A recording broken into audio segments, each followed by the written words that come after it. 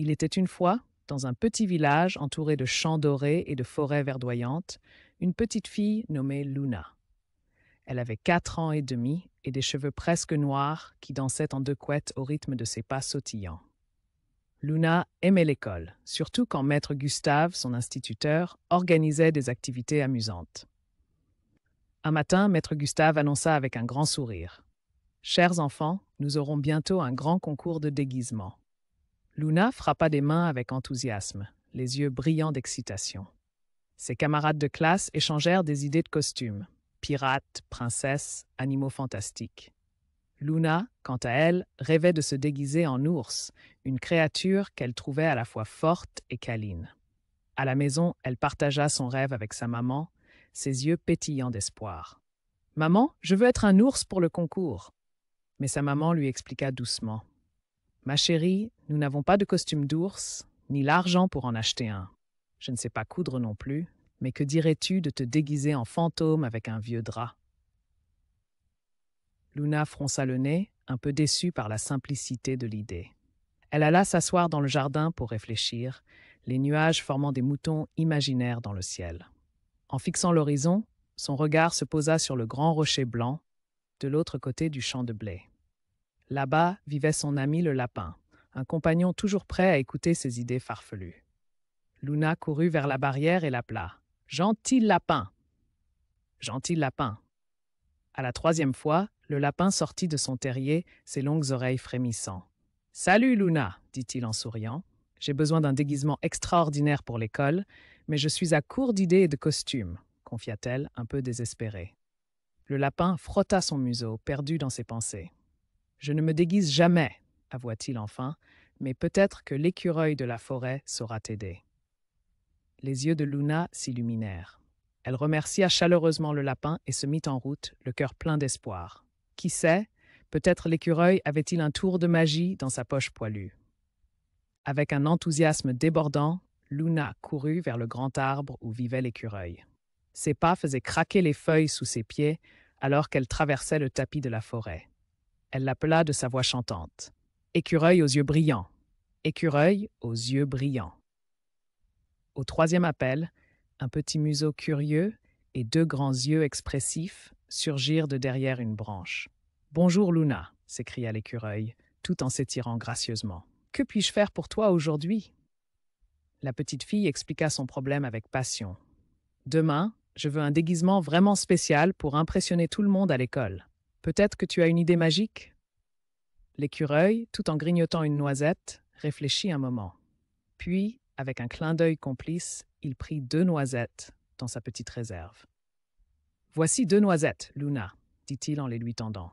« L'une est claire, l'autre plus foncée. Si tu croques la noisette claire demain matin, tu seras immédiatement recouverte d'une magnifique fourrure rousse et d'une grande queue touffue, tout comme moi. Et si tu veux redevenir Luna, il te suffira de manger la noisette foncée. » Luna, éblouie par cette idée, sauta de joie. « Merci 1000 fois !» s'exclama-t-elle, son cœur débordant de gratitude. Mais l'écureuil hocha la tête avec sérieux et mit en garde. « Attention, Luna. Tant que tu porteras cette fourrure magique, tu ne pourras manger que des noisettes et boire de l'eau. Sinon, tu resteras un écureuil à jamais. » Luna, bien que surprise par cet avertissement, lui promit d'être prudente. Elle serra les noisettes précieuses contre elle et rentra chez elle, impatiente d'essayer son costume extraordinaire. Cette nuit-là, elle dormit avec un sourire paisible, rêvant de son futur succès au concours de l'école. Au petit matin, elle se réveillerait non pas comme une simple petite fille, mais comme un des animaux les plus adorables de la forêt. Le jour du concours tant attendu flamboyait sous un ciel bleu éclatant. Luna se réveilla tôt, l'excitation la faisant sautiller hors du lit. Elle prit calmement son petit déjeuner habituel à la cuisine. « Crois-tu que tout le monde aimera mon déguisement, maman ?» demanda-t-elle entre 2 bouchées de pain. Sa maman, ne connaissant pas le secret des noisettes, répondit chaleureusement: « Je suis sûre que tu seras magnifique, ma chérie. » Luna sourit, gardant son secret bien caché. Une fois son repas terminé, elle fit un clin d'œil complice à sa maman, saisit la noisette claire et la croqua avec détermination. Aussitôt, une transformation merveilleuse s'opéra. Une fourrure rousse et soyeuse enveloppa son corps, et une majestueuse queue touffue fit son apparition derrière elle. Luna se regarda dans le miroir avec émerveillement. Ses parents, stupéfaits de voir leur fille transformée en écureuil, ne purent que sourire face à son apparence adorable. « Quel déguisement fantastique, Luna !» s'exclamèrent-ils, à moitié amusés, à moitié incrédules. En route pour l'école, Luna sentait le vent passer à travers sa fourrure, tant elle était légère et rapide. En arrivant dans la cour de récréation, ses camarades se rassemblèrent autour d'elle, tous aussi émerveillés et surpris. « Luna, c'est incroyable !» dit une petite voix admirative dans la foule. Sur la scène, lors du concours, le jury fut unanime. Le costume de Luna était le plus original de tous. Un garçon déguisé en pirate grimaça, mais était fier de son deuxième prix. Et une petite princesse scintillante sourit de bonheur avec sa 3e place. Madame la directrice proposa alors de faire une photo des 3 gagnants. Luna, consciente de devoir conserver sa forme d'écureuil jusqu'à la fin de la journée, sentit la fierté gonfler en elle comme un ballon prêt à s'envoler. Elle avait réussi. Cependant, elle devait maintenant suivre les conseils de l'écureuil pour éviter que sa victoire ne se transforme en un piège. À midi, sous un soleil radieux, tous les enfants se rassemblèrent dans le réfectoire pour manger. Luna, encore toute excitée par son succès, ouvrit sa boîte à pique-nique. Elle y trouva des carottes, un œuf dur et une tartine de confiture, des mets qu'elle adorait en temps normal. Mais elle se souvint des avertissements stricts de l'écureuil. Sa compagne de table, une fille au visage rond et amical, remarqua son hésitation. « Pourquoi ne manges-tu pas, Luna ?» demanda-t-elle en fronçant les sourcils. « Je dois seulement manger des noisettes aujourd'hui, » expliqua-t-elle, un peu gênée. Soudain, son amie s'exclama. « Attends, j'ai du chocolat aux noisettes. Peut-être que cela conviendra ?» Elle tira de son sac une barre de chocolat, les noisettes croquantes luisant à travers l'emballage. Tentée par l'appétissante proposition, Luna accepta. La faim la tiraillait et en un instant de faiblesse, elle croqua 2 bouchées. Le goût sucré du chocolat fondit dans sa bouche. « C'est délicieux », pensa-t-elle, mais bientôt, une ombre d'inquiétude traversa son esprit. C'était du chocolat, pas seulement des noisettes. Avec une boule dans la gorge, Luna espéra que cela ne compromettrait pas son retour à sa forme humaine. L'après-midi passa en un éclair, Luna jouant prudemment sous les regards admiratifs de ses amis. Lorsqu'elle remercia la directrice pour la photo, elle se sentit à la fois fière et nerveuse. « Est-ce que la noisette foncée fonctionnera toujours ?» se demanda-t-elle, le doute la rongeant. À la fin de la journée, dans l'espoir de redevenir elle-même, Luna croqua la noisette foncée. Son cœur battait la chamade. Mais rien ne changea. Sa fourrure rousse resta fidèle à sa peau. En retournant chez elle, elle se mit à pleurer doucement. « Maman, je vais rester un écureuil pour toujours si je ne trouve pas une solution, » pleura-t-elle. Sa maman, avec un regard compréhensif, la serra dans ses bras. « Ne t'inquiète pas, ma chérie, tu nous as déjà surpris aujourd'hui. Je suis sûre que tu trouveras un moyen. » Encouragée par ces mots, Luna décida de retrouver l'écureuil pour demander son aide. Il avait sûrement une autre solution pour elle. Lorsque Luna atteignit la forêt, l'obscurité commençait à envelopper le paysage et le chant des oiseaux nocturnes vibrait doucement dans l'air. Elle retrouva rapidement l'écureuil, qui l'attendait avec inquiétude. « Oh, Luna, dit-il en inclinant la tête, tu as mangé autre chose que des noisettes, n'est-ce pas ?» Luna hocha la tête tristement. « Je n'ai pas pu résister au chocolat. » L'écureuil soupira, mais posa gentiment une patte rassurante sur sa main.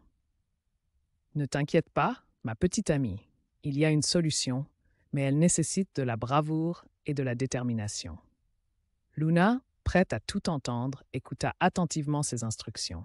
« Observe d'abord un corbeau au-dessus du champ de blé, commença-t-il. Quand tu trouveras son nid, grimpe-y grâce à ton agilité d'écureuil. Cherche une pierre colorée, lave-la dans le ruisseau et garde-la dans ta bouche. Lorsque le corbeau croassera 3 fois, dépose la pierre sur le grand rocher blanc. J'espère que cela fonctionnera. » Luna hocha la tête, remplie de nouvelles résolutions. Elle regarda l'écureuil une dernière fois avant de se lancer dans sa quête.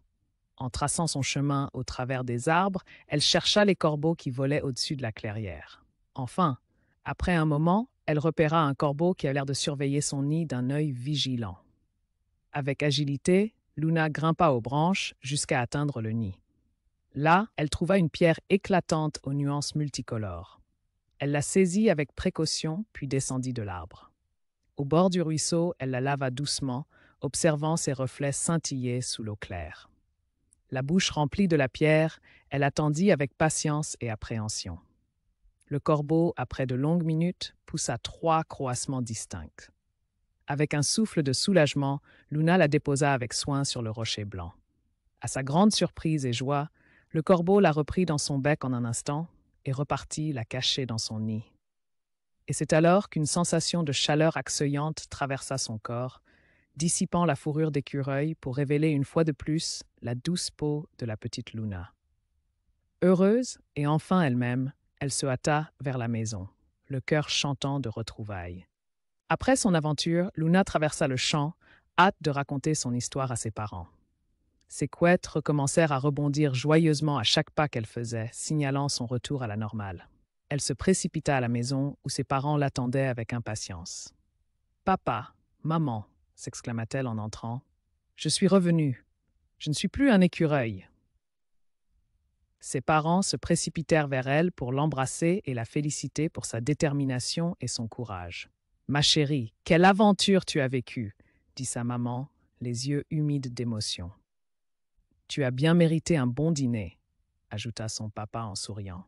Et c'est ainsi que Luna se retrouva à table, savourant un repas délicieux avec ceux qu'elle aimait, tout en racontant les détails de sa journée extraordinaire. Après le dîner, alors que le crépuscule inondait la maison d'une douce lueur, Luna monta se coucher avec dans les mains la photo où elle apparaît avec sa majestueuse fourrure d'écureuil, entre le pirate et la princesse scintillante, sous le regard bienveillant de Madame la directrice. Chaque fois qu'elle regardait cette photo, elle se rappelait à quel point la magie pouvait être aussi malicieuse que merveilleuse.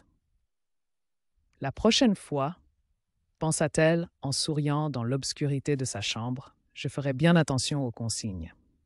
Mais pour l'instant, épuisée mais comblée, elle ferma les yeux, prête à se perdre dans les doux rêves de l'enfance.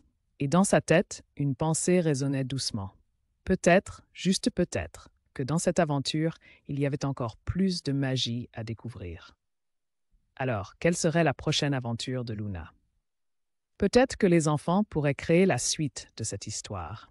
Une histoire aussi lumineuse que les étoiles qui scintillaient doucement à l'extérieur de sa fenêtre.